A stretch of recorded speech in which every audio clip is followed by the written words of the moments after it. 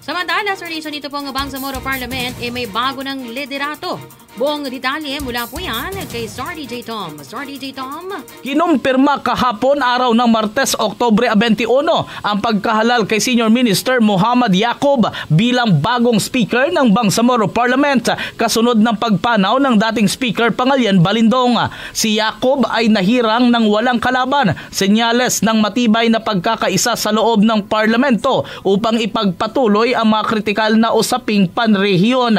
Kasabay nito, itinilaga rin bilang bagong floor leader si Member of Parliament John Anthony Jet Lim na dating Deputy Speaker kapalit ni MP Attorney Shah Elijah Dumama Alba. Bilang floor leader, si Lim ang mga ngasiwa sa daloy ng mga sesyon at magiging pangunahing katuwang sa pagsusulong ng legislative agenda sa ilalim ng bagong pamunuan.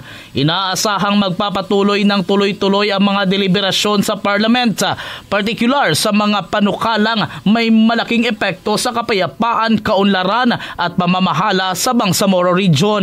Ang bagong liderato ay nakikita bilang hakbang tungo sa mas matatag na pagpapatupad ng mandato ng transition government.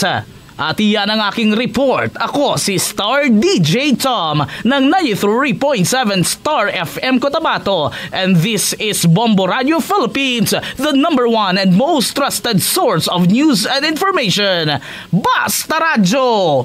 Bombo!